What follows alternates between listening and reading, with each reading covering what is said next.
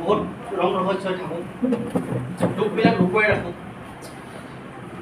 দুখ আছে কাৰণেই সুখৰ ইমান ৰং নহয়, দুখ আছে কাৰণে সুখৰ ইমান ৰং, আৰু আশা আছে কাৰণে পৃথিৱীখন ইমান ধুনীয়া হৈ আছে।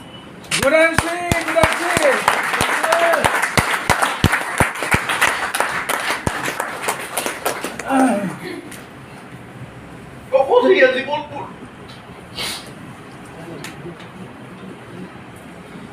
অকলশৰীয়া জীৱন কটাবলগীয়া হৈছে, সমস্ত আছে কিন্তু অকলশৰীয়া জীৱন কটাবলগীয়া হৈছে। কিন্তু অকলশৰীয়া বুলি মই নিজক ইমানো নাভাবোঁ, কিয়নো আপোনালোকে মোৰ দাদা, ভাই, ভনী, মা, দেউতা সমস্ত আছে। এখন পৰিয়ালৰ মাজত মই উঠা বহা কৰিছোঁ, গতিকে সমস্ত মানুহৰ লগত মই মত বিনিময় কৰিছোঁ, মৰম চেনেহ পাইছোঁ। কিন্তু কেতিয়াবা অকণমান অকলশৰীয়াও ফিল হয়, আৰু এই কথাবিলাক এনেকৈ ওলাই গ'লে অকণমান কষ্টও পাওঁ। বাকী যে কি নহওক, আজি IMC যাত্ৰাত আজি 5 বছৰ মোৰ ভৰি দিছে। আজি আমাৰ যিজন পথ প্ৰদৰ্শকে মোৰ এই ৰাস্তাত উঠিছিলে, শিক্ষাগত অৰ্হতা বা তেনেই কম, কিন্তু সপোন আছিলে মোৰ সপোন আছিলে, এনেকুৱা ধৰণৰ সপোন আছিলে যিটো সপোন মোৰ নিজৰ অন্তৰ আত্মাৰ মই বিচলিত হ'ব দিয়া নাই, বিচলিত হ'ব দিয়া নাই। মই জোৰদাৰ সংগ্ৰাম কৰিছোঁ, লাষ্ট মমেণ্টলৈকে সংগ্ৰাম কৰিছোঁ, লাষ্ট মমেণ্টলৈকে সংগ্ৰাম। কাৰণ এইটো কাৰণে সংগ্ৰাম কৰিছোঁ, কাৰণ মোৰ এজনী 7 বছৰীয়া ছোৱালী আছে। মই অকল IMCৰ মাজৰ পৰাই, IMC ফালৰ পৰাই মোৰ ল'ৰা ছোৱালীক পোহপাল দিছোঁ, দুবেলা দুমুঠি খুৱাইছোঁ। সমস্ত মোৰ যিমান যি কৰিছোঁ IMC ফালৰ পৰাই। মোৰ কোনো তেনেকুৱা ধৰণৰ প্ৰফেচনৰ লগত মই জড়িত হৈ থকা নাই, আদাৰ্ছ কিবা মোৰ কোনো ইনকাম চ'ৰ্চ নাই।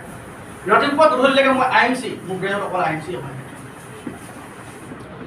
গতিকেলৈ এই কৰ্মটো আপোনালোকে দৃঢ়তাই সততাই কৰক, সৎভাৱে অন্তৰ আত্মালৈ কৰক।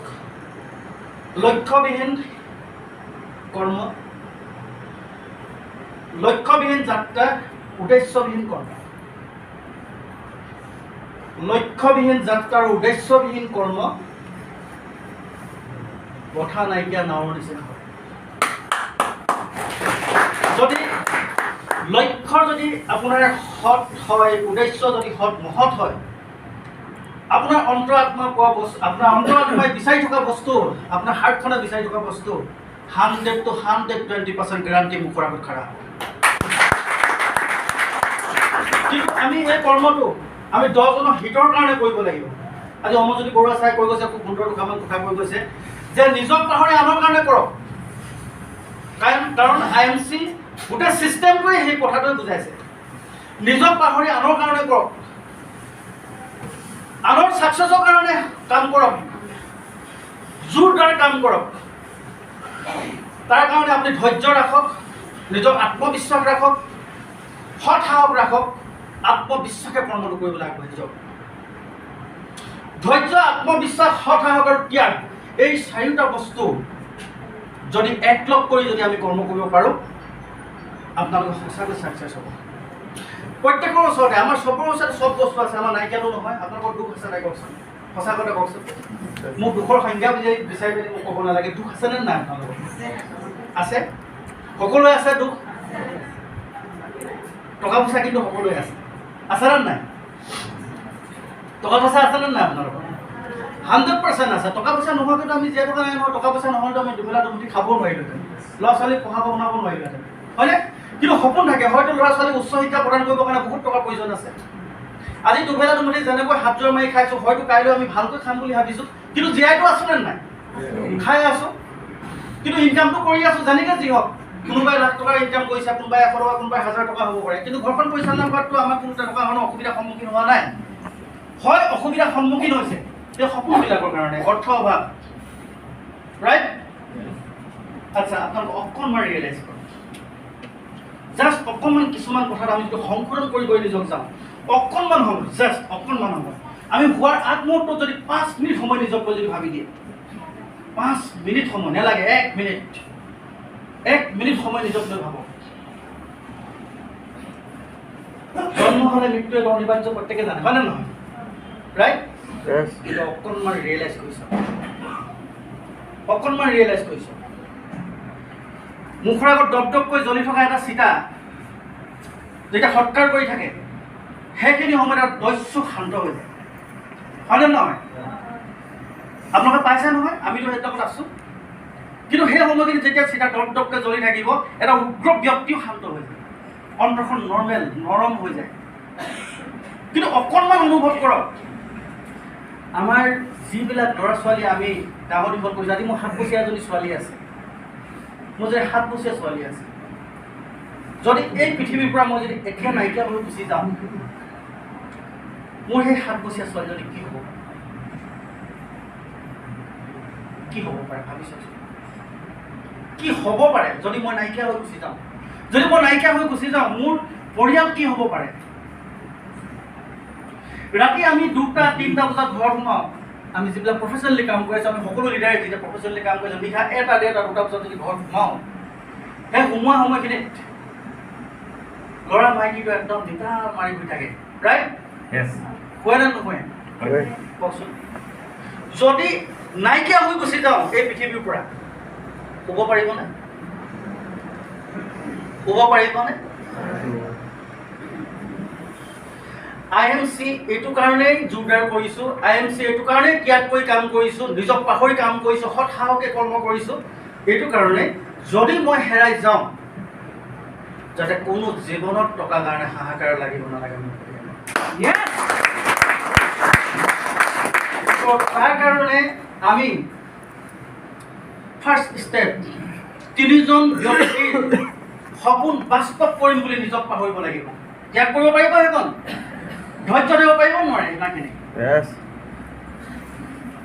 হেল্ল', কুৰাংচি পাৰিবনে নোৱাৰে? পাৰিব। 3জন ব্যক্তিৰ জীৱন সলনি কৰি পেলাম বুলি লাগিব। তাৰ কাৰণে কিন্তু নিজক পাহৰি যাব লাগিব, নিজক উৎসৰ্গা কৰিব লাগিব। দৃঢ় প্ৰতিজ্ঞনে 3জন বন্ধুৰ জীৱন সলনি কৰিম বুলি ভাবি যদি আপুনি সঁচাকৈ কামটো কৰে, আপুনি যি শিকিছে শিকাওক, যি বুজিছে তাকে বুজাওক।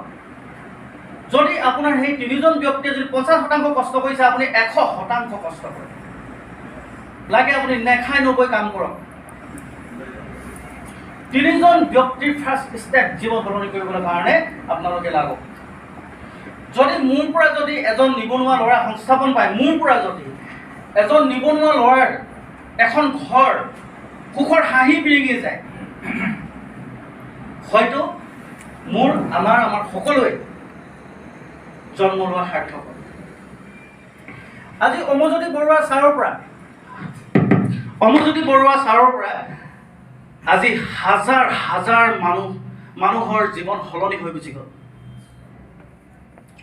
অমৰজ্যোতি বৰুৱা ছাৰৰ জন্ম লোৱা সাৰ্থক হ'ল। অমৰজ্যোতি বৰুৱা ছাৰে যদি সিদিনাই এইটো যদি ডিচিশ্যন নল'লেহেঁতেন, যদি এই বিষয়বস্তুটোৰ লগত তেখেতে যদি নিজক ছাবমিট নকৰিলেহেঁতেন, যদি তেখেতে ভালকৈ চালি জাৰি নাচালেহেঁতেন, হয়তো তেখেতেও নাপালেহেঁতেন। আৰু তেখেতে নোপোৱা হ'লে আজি মোৰ কি অৱস্থা হয়? আমাৰ ঘৰতো কোনো চাকৰি বাকৰি নাই, দুবেলা দুমুঠি খাব লাগে, তেনেকুৱা এখন ঘৰহে হয়। ককাই কৈছে, দেখিছে হয়নে? তেনেকুৱা এখন ঘৰৰ পৰা মই বিলং কৰা। মোক বহুত কিবা কিবি লাগে, কিন্তু মানুহক দেখুৱাবলৈ নহয়। লাগে নে নালাগে আপোনালোকক? কি কি লাগে কওকচোন? কি কি লাগে? BMW লাগে নেকি? মাৰ্চিডিজ লাগে নেকি? হেল্ল', কি লাগে? ঘৰ লাগে? ঘৰ লাগে? তাৰমানে কি ঘৰ লাগে আমাক? লাক্সাৰিয়াছ, মানে এটা ধুনীয়া ঘৰ।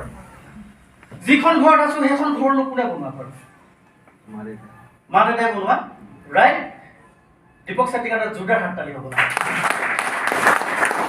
মা দেউতাই বনোৱা ঘৰখন মোৰ ঘৰ নহয়। মা দেউতাই বনোৱা ঘৰখন আজি দীপক চাতিৰ ঘৰ নহয়। কিন্তু নিজৰ ঘৰখন কেতিয়া বনাম? নিজৰ সপোনৰ ঘৰখন কেতিয়া বনাম? আমি সেই সপোনৰ ঘৰখনত নিজৰ মা দেউতাক সন্তুষ্ট কৰি ৰাখিব লাগিব। শীত-তাপ নিয়ন্ত্ৰিত ৰুমত ৰাখিব লাগিব। মৃত্যুৰ আগমুহূৰ্তত যাতে য়েছ বুলি ক'ব লাগিব, বুকুত হাত দি, যে মোৰ ল'ৰা ছোৱালী জন্ম দিয়া সাৰ্থক হ'ল। নিজৰ মা দেউতাক সন্তোষত ৰাখিব লাগিব। এই অভাগনে কিন্তু নোৱাৰিলোঁ, আৰু এই অভাগনে কিন্তু মই নোৱাৰিলোঁ। মই একদম হতভম্ব হৈ গ'লোঁ। ক'ত মোৰ দুখ লাগি গ'ল, ক'ত কি লাগি গ'ল, মই কিয় কাম কৰিছোঁ, মোক কেতিয়াবা তেনেকুৱা লাগে। বিশ্বাস কৰক কেতিয়াবা মই চুইচাইড কৰিম ভাল লাগে। কেতিয়াবা গাড়ী মুখামুখি জোতা দি নিচে লাগি যায়। কিন্তু ল'ৰা পৰিলে মনত পৰে, ৰৈ দিব। ইমান কষ্ট কৰিছোঁ, কি পোৱা নাই, চব পাইছোঁ, বহুত কিবা কিবি পাইছোঁ। নিজৰ কিন্তু মা দেউতাক মই অন্তৰত ৰাখিব নোৱাৰিলোঁ। কিন্তু অকণমান নিজক সন্তোষ লয় এইটো কাৰণে যে ভগৱানে মোক বহুত ডাঙৰ পৰীক্ষা কৰি আছে লাষ্ট মমেণ্টলৈকে।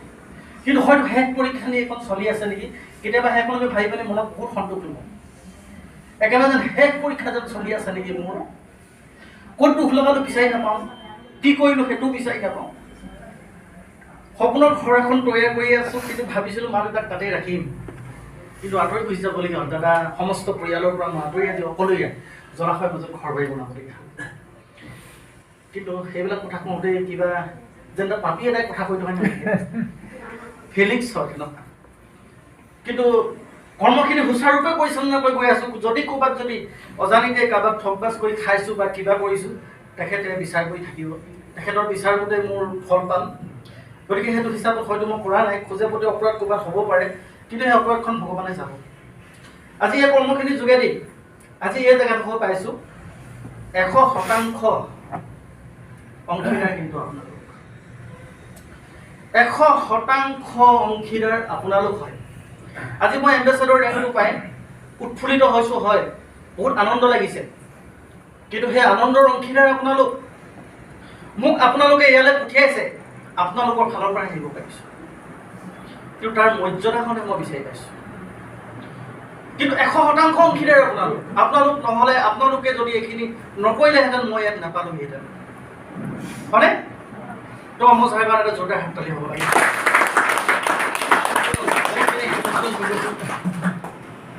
দেখি নহওক ইমান দেৰি আপোনালোকে ধৈৰ্য সহকাৰে বহি মেলি মিটিংখন সুচাৰুৰূপে পৰিচালনা কৰাত যিখিনি সহায় সহযোগিতা আগবঢ়াইছে, এটা নিজৰ কাৰণে জোৰদাৰ হাততালি হ'ব লাগে।